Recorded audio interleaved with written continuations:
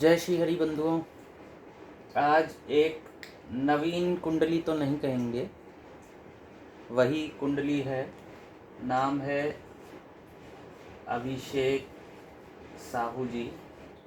पहले इनकी कुंडली विस्तार से बनाई थी, अब इन्हें कुछ जानकारी और चाहिए, थोड़ा विस्तार से कह सकते हो। उन विशेष रूप से विवाह संबंधी, प्रेम विवाह संबंधित और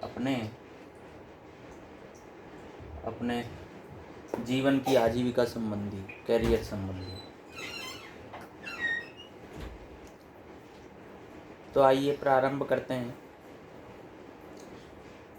पंचम भाव मकर राशि, सप्तम भाव मीन राशि। पंचम के स्वामी शनि पहुंच गए नवम स्थान में, अपने से 1, 2, 3, 4, 5वें स्थान में।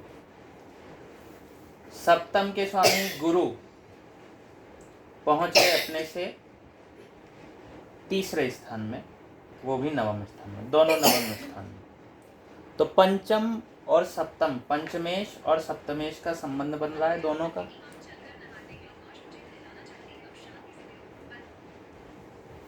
दोनों का संबंध है तो प्रेम विवाह के योग हैं, यहाँ पर बन रहे हैं। तो निश्चित रूप से यहाँ प्रेम विवाह के योग बन रहे हैं। और क्योंकि पंचम का स्वामी जो सप्तम का स्वामी अपने से तृतीय में गया है और शत्रु राशि में गया है, तो पहले बताया था थोड़ा वैवाहिक जीवन में उतार चढ़ाव तो अवश्य देखने को मिलेंगे। और मंगल की भी साथ ही साथ दृष्टि है, मांगलिक है। अब प्रश्न आए, और इससे संबंधित और बात हमने पूर्व की चलचित्र में बता दी है, और इससे पूर्व वही चलचित्र डाला था, उसके पश्चात आज तक कोई चलचित्र नहीं डाला। इसमें और विशेष बात ये, इन्होंने पूछा कि कैसी होंगी धर्मपत्नी हमारी। तो इनकी धर्मपत्नी जैसा गुरु का स्वभाव रहता है वैसा स्वभाव होगा। एक तो गुरु का स्वभाव धार्मिक होता है कुछ, लेकिन साथ ही यहाँ पर शनि भी हैं, तो गुरु और शनि आपस में मिल रहे हैं। तो शनि के होने से वो जो थोड़ी धार्मिकता है उसमें थोड़ा ढीलापन आएगा, उसमें थोड़ा आलस्य आएगा। रंग रूप शनि पतला होता है और गुरु मोटे होते हैं, तो दोनों को मिला दिया जाए तो वो स्थिति इनकी पत्नी की होगी, वैसा इनकी पत्नी का जो शारीरिक ढांचा होगा। अब देखते हैं कि किसी ग्रह की दृष्टि तो यहाँ नहीं है, जिस ग्रह की दृष्टि होगी उसके भी रूप, रंग, गुण आदि इसमें आ जाते हैं।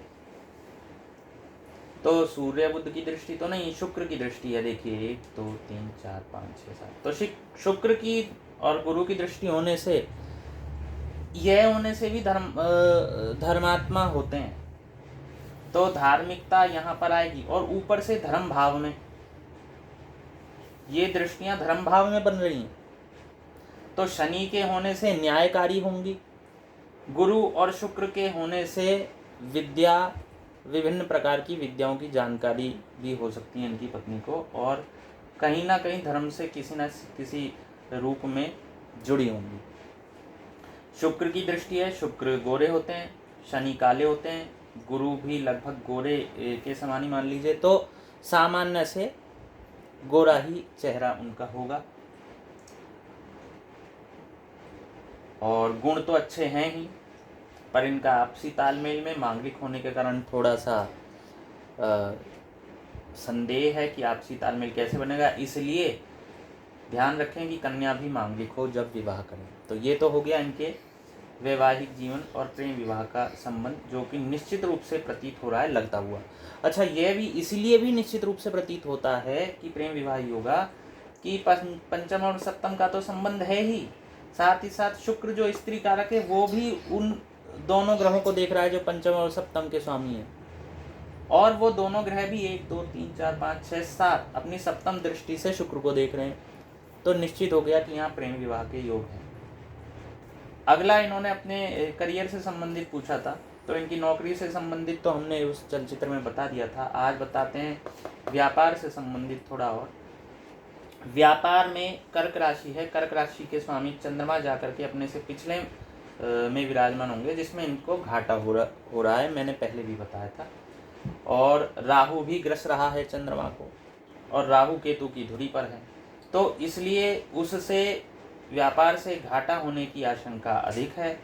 क्योंकि यहाँ राहु हैं, तो राहु रचनात्मक कार्यों में प्रवृत्त करते हैं, तो रचनात्मक कार्यों में जो है अप्रत्याशित होती हैं संभावनाएं, कुछ कह नहीं सकते आप, इसलिए कभी अप्रत्याशित रूप से अत्यंत लाभ होगा और कभी हानि तो होगी ही, क्योंकि चंद्रमा अब 12वें भाव में विराजमान है, घाटे के भाव में विराजमान हो रहे हैं।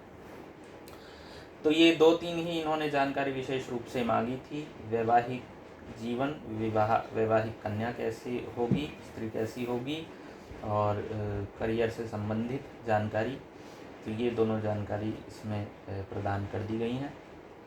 और बाकी ऐसा कुछ विशेष जो हमने शुक्र का बताया था वो प्रेम विवाह से संबंधित दृष्टिगोचर हो ही गया है, और कुछ ऐसा विशेष मेरे को यहाँ नहीं लगता जो बताने योग्य है, तो इस पर ध्यान दीजिए। धन्यवाद। जय श्री राम।